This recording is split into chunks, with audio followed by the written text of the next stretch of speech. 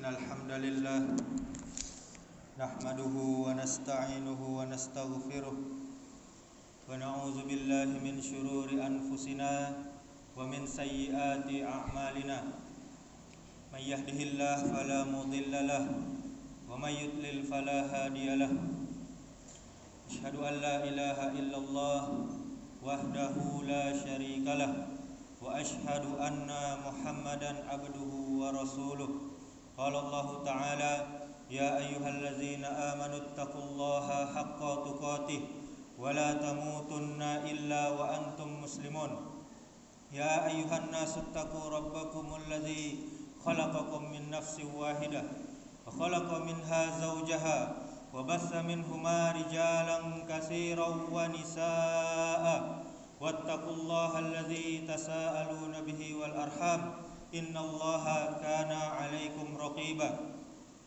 يا أيها الذين آمنوا اتقوا الله وقولوا قولا سديدا يصلح لكم أعمالكم ويغفر لكم ذنوبكم ومن يطع الله ورسوله فقد فاز فوزا عظيما أما بعد فإن أصدق الحديث كتاب الله وخير الهدي هدي محمد صلى الله عليه وسلم وشر الأمور محدثاتها وكل محدثة بدعة وكل بدعة ضلالة وكل ضلالة في النار.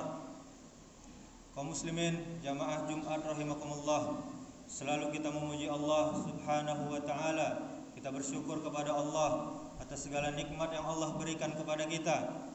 Nikmat sehat, nikmat iman dan Islam, sehingganya kita dapat berkumpul di masjid yang sama-sama kita cintai ini dalam rangka bertakarrub kepada Allah, mendekatkan diri kita kepada Allah Subhanahu wa taala, yaitu melaksanakan perintahnya salat Jumat.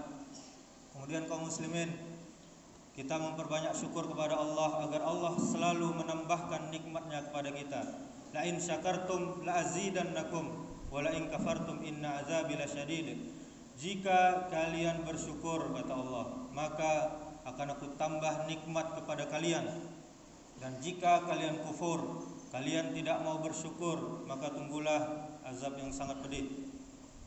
Kemudian saudaraku, marilah kita memperbanyak salawat kepada Nabi kita Muhammad sallallahu alaihi wasallam sebagai bentuk rasa bahagia kita, rasa cinta kita, karena kita termasuk umatnya sallallahu alaihi wasallam, dan beliau adalah suri tauladan kita, uswatun hasanah kita dalam beribadah kepada Allah. Sebagaimana sabda beliau, man amila amalan laisa alaihi amruna fahuwa raddun. Siapa yang beramal tidak sesuai dengan contoh dari kami, maka amalan tersebut tertolak. Kemudian kaum muslimin, marilah kita selalu meningkatkan keimanan dan ketakwaan kita kepada Allah Subhanahu wa taala dengan cara melaksanakan perintah-perintahnya, baik yang wajib maupun yang sunnah.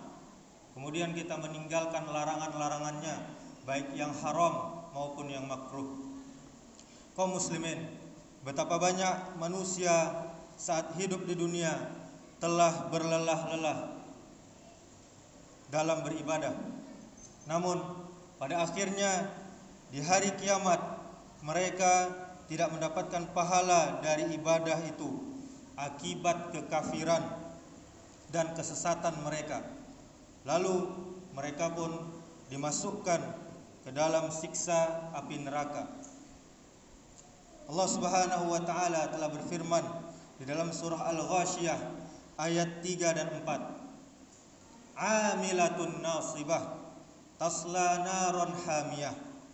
Bekerja keras lagi kepayahan, namun mereka memasuki api yang sangat panas, yaitu neraka. Dan termasuk di antara mereka orang-orang yang lelah di dunia namun sengsara di neraka, yaitu yang pertama adalah orang yang telah kafir.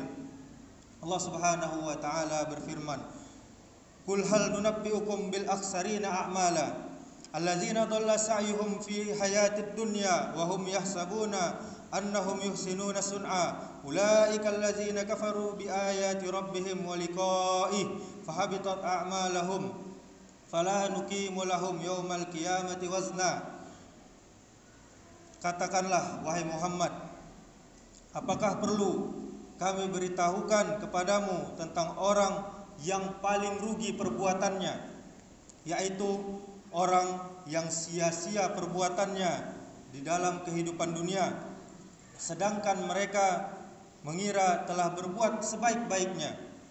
Mereka itu adalah orang yang mengingkari ayat-ayat Tuhannya Allah Subhanahu wa ta'ala. Mereka tidak percaya terhadap pertemuan dengan Allah, maka sia-sialah amal mereka, dan kami tidak memberikan penimbangan terhadap amal mereka pada hari kiamat. Dalam surah Al-Kahfi ayat 103 sampai 105. Kaum muslimin, yang dibutuhkan oleh orang-orang kafir kepada orang muslim adalah kita menuntunnya, orang muslim menuntunnya untuk bersyahadat, agar segala kebaikan yang telah mereka lakukan bernilai di sisi Allah Subhanahu wa ta'ala, dan segala keburukan dan dosa-dosa yang telah mereka lakukan akan dihapuskan oleh Allah Subhanahu wa ta'ala. Dan yang paling penting, dengan syahadat tersebut mereka bisa dimasukkan oleh Allah Subhanahu wa ta'ala ke dalam surga. Kemudian yang kedua, saudaraku, orang yang ibadahnya riya. Rasulullah sallallahu alaihi wasallam menjelaskan tentang orang yang mati syahid, yang mempelajari ilmu dan yang mengajarkan ilmu, pembaca Al-Qur'an, serta orang yang berinfak yang ternyata niatnya bukan untuk Allah, yang ternyata niatnya adalah riya. Maka malaikat diperintahkan oleh Allah Subhanahu wa ta'ala untuk menyeret wajah mereka ditempelkan di tanah, lalu mereka dilemparkan ke dalam neraka. Hadis riwayat Muslim. Hadis ini, saudaraku, sangat jelas bahwa ancaman keras kepada orang yang beribadah, apalagi orang tersebut adalah seorang mujahid, orang yang membela agama Allah, seorang dai atau seorang ustadz, atau orang tersebut seorang yang dermawan. Maka tujukanlah ibadah hanya untuk Allah Subhanahu wa ta'ala, agar ibadah tersebut tidak sia-sia. Kemudian yang ketiga, saudaraku, orang yang berbuat zalim. Rasulullah sallallahu alaihi wasallam bersabda, sesungguhnya orang yang telah bangkrut dari umatku adalah orang yang nantinya akan datang pada hari kiamat dengan membawa pahala solat, pahala puasa, serta pahala zakat. Dan nanti dia juga datang dengan dosa mencela orang lain, menuduh, memfitnah orang lain, serta dia memakan harta orang lain, serta dia menumpahkan darah orang lain, serta dia memukul orang lain. Maka kebaikan-kebaikan dari amalan soleh tersebut akan dia berikan di akhirat kepada orang yang dulu pernah dizoliminya. Jika kebaikannya tersebut telah habis, maka dosa-dosa orang yang pernah dia zolimi ditimpakan kepadanya hingga dia dilemparkan ke dalam api neraka. Ini hadis riwayat Muslim. Kaum muslimin, saudaraku, dosa zalim ini sangatlah berat, apalagi zalim kepada manusia, sebab tidak akan pernah dihapuskan oleh Allah Subhanahu wa ta'ala sebelum meminta keridhaan kepada orang yang terzalimi. Jika kita pernah mengambil hak orang lain, maka kembalikanlah, minta maaflah. Jika punya hutang, bayarlah, saudaraku. Jangan menghindar. Jika kita belum mampu, maka katakanlah dengan jujur, minta maaflah. Jika pernah menyakiti hati atau fisik orang lain, maka minta maaflah, saudaraku. Urusan tidak dimaafkan itu bukan lagi urusan kita, itu adalah urusan dia kepada Allah Subhanahu wa ta'ala. Yang jadi masalah adalah malu, gengsi untuk meminta maaf. Hal inilah yang akan menyebabkan kebangkrutan pada hari kiamat kelak. Kemudian yang keempat, saudaraku, yaitu orang-orang yang berbuat bid'ah, orang-orang yang beribadah tanpa tuntunan, tanpa contoh. Banyak dari kaum muslimin salah paham mengenai masalah pembahasan bid'ah ini, saudaraku. Sampai-sampai mengatakan pesawat, naik haji pakai pesawat bid'ah, ceramah pakai mikrofon, azan pakai mikrofon bid'ah, kipas angin bid'ah, karpet beribadah pakai sejadah, pakai karpet dibilang bid'ah, dengan alasan tidak ada di zaman Nabi. Ketahuilah kaum muslimin, bid'ah itu adalah setiap keyakinan dalam hati, perkataan dengan lisan, serta perbuatan di dalam rangka beribadah kepada Allah Subhanahu wa ta'ala yang tidak ada contohnya dan dalilnya yang mendukung pensyariatannya dari Nabi sallallahu alaihi wasallam dan para sahabatnya radhiyallahu anhum ajma'in. Perlu kita ketahui, saudaraku, sahabat Nabi radhiyallahu anhum ajma'in adalah juga contoh kita dalam beribadah, dalam beragama, dalam beragama Islam ini. Kita ambil contoh sahabat Bilal bin Rabbah yang kata Nabi suara sendalnya terdengar di surga. Maka Rasulullah SAW bertanya kepada Bilal, "Wahai Bilal, amalan apa yang engkau lakukan?" Bilal menjawab, "Aku selalu sholat 2 rakaat setelah berwudu." Bilal bin Rabbah adalah sahabat Nabi yang mulia, dan ketika itu Rasulullah SAW masih hidup, saudaraku. Masih dilihat amalan itu oleh Rasulullah, masih disahkan amalan tersebut oleh Rasulullah SAW. Sedangkan kita umat di zaman sekarang sangat tidak berhaklah kita membuat-buat amalan yang baru, karena syariat Islam ini telah sempurna semuanya. Rasulullah SAW bersabda, "Man amila amalan laisa alaihi amruna fahuwa raddun." Barang siapa yang beramal mengada-ngada, tidak ada contohnya dari kami, maka amalan tersebut tertolak. Hadis riwayat Bukhari. Kemudian hadis yang kedua, kullu bid'atin dolalah wa kullu dolalatin finnar. Setiap bid'ah adalah kesesatan dan kesesatan tempatnya adalah neraka. Hadis riwayat An-Nasa'i. Kaum muslimin, ini adalah ancaman. Artinya seseorang diancam oleh syariat Islam bahwa bisa jadi masuk neraka disebabkan oleh perbuatan atau ibadah yang dia ada-adakan. Semoga kita tidak termasuk orang yang lelah di dunia namun sengsara di akhirat karena masuk neraka, dan semoga kita termasuk orang yang lelah di dunia dan bahagia di akhirat dikarenakan masuk surganya Allah Subhanahu wa taala. Aqulu qouli hadza wastaghfirullah li wa lakum wa lisairil muslimina innahu huwal ghafurur rahim.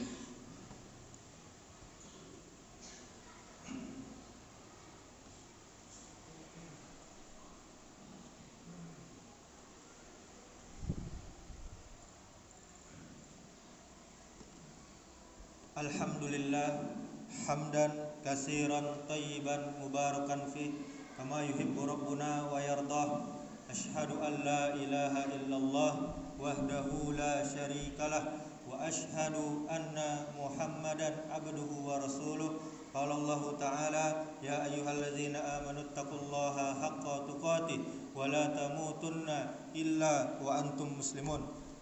Kaum muslimin, kita lihat sebagian kaum muslimin ketika musim batu cincin mereka ikut membelinya. Ketika musim memelihara hewan yang bagus dan mahal, mereka pun ikut membelinya. Ketika musim bersepeda, mereka pun membeli sepeda yang sangat bagus dan mahal.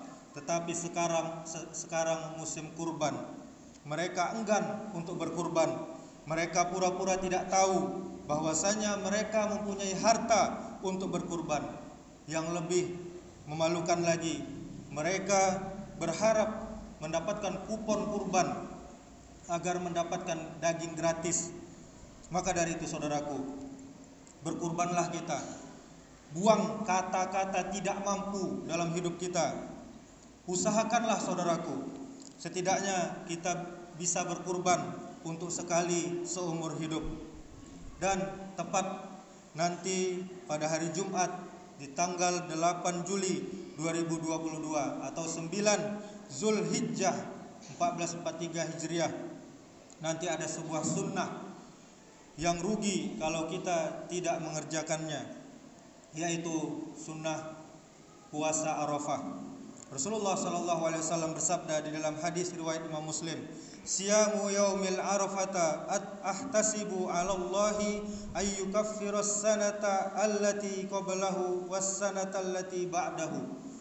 Artinya puasa Arafah 9 Zulhijjah dapat menghapuskan dosa setahun yang lalu dan dosa setahun yang akan datang. Innallaha wa malaikatahu yusalluna 'alan nabi ya ayyuhalladzina amanu sallu 'alaihi wa sallimu taslima.